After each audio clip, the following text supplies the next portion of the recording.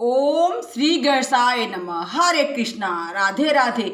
मैं कुसुम सिंह छत्राणी आप सभी का अपने चैनल शिव शक्ति में हार्दिक स्वागत करती हूँ।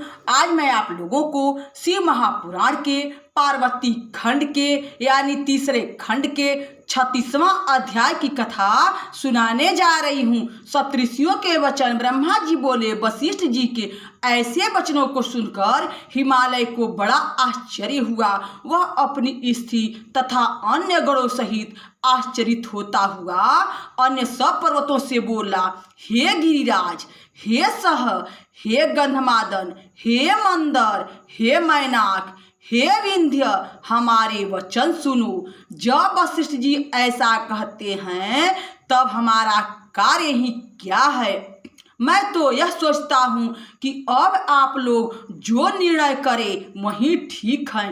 तब सुमेरु आदि पर्वतों ने कहा, इस पर तो बहुत कुछ विचार हो चुका है। जब पार्वती शिव के निमित्त ही अवतरित हुई हैं तब उन्हें शिव को ही देना चाहिए। फिर जब इसने रुद्र की आराधना की और रुद्र ने स्वीकार भी कर लिया है तब तो और कुछ कहना ही नहीं है। सुमेरु आदि पर्वतों के ऐसे वचन सुनकर हिमालय बहुत प्रसन्न हुए और पार्वती तो अपने मन में हंसने लगी। अरुधंती अलग ही अनेक वचनों और अनेक इतिहासों द्वारा मैना का बोधन कर रही थी। उसे समझकर मैना बहुत प्रसन्न हुई और अरुधंती तथा हिमालय को एक साथ भोजन कराकर उन्होंने भी स्वयं भोजन किया। ज्ञानी शैलराज ने सब मुनियों की अच्छी सेवा की। मुनियों के समझाने से उनका विस्मय दूर हुआ।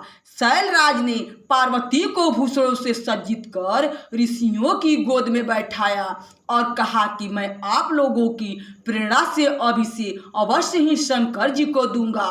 ऋषियों ने कहा, अवश्य। शंकर गृहता, आप दाता और देवी पार्वती भिक्षा है। फिर इससे अधिक उत्तमता और क्या हो सकती है। ऐसा कर ऋषियों ने पार्वती को आशीर्वाद दिया कि तू शिव के लिए सुखदायक हो, तेरा कल्याण हो, तुझ में गुणों की वृद्धि हो। यह कह हिमालय को विश्वास देने के लिए मुनियों ने उनके हाथ में कुछ पुष्प और फल दिए। उधर सुंदर अरुधंती ने परम सती मैना को शिव के गुणों से लुभाया। ऋषियों ने हल्दी और कुमकुम से हिमालय की दाढ़ी और मूछें मार्जित की। लौकिक आचार पूर्वक सभी मांगलिक कृत्य हुए। चौथे दिन की उत्तम लग्न मानी गई। ऐसा निश्चय कर सप्तऋषिगण शिव जी के पास गए। हिमालय और मैना को समझाने वाली अपनी सब कलाएं प्रकट की और शिव जी से उनकी बहुत सी स्तुति कर कहने लगे कि अब इस प्रकार वे दोनों यानी हिमालय और मैना समझ गए हैं, इसमें कुछ भी संदेह नहीं है। हिमालय ने वचन दे दिया है, अब वह पलट नहीं सकता। अब आप अपने गणों को साथ ले विवाह के लिए जाइए। हे देव, हे महादेव, हे महेश्वर, अब आप शीघ्र ही अपने विवाह के लिए हिमालय के घर चलिए और यथोक्त पार्वती के साथ विवाह कर पुत्र उत्पन्न कीजिए। यह सुनकर शंकर जी लोकाचार की गति से हंसकर बोले कि मैंने तो न कभी विवाह देखा है और न सुना है। जैसे विधि आपने पहले की है वैसे ही विधि कीजिए। शिव जी के इस प्रकार कहने पर ऋषिगण हंसने लगे। फिर बोले, अच्छा, तो अब आप सबसे पहले विष्णु जी को उनके समाज सहित यहाँ बुलाइए तथा ब्रह्मा जी और इंद्र को बुलाइए।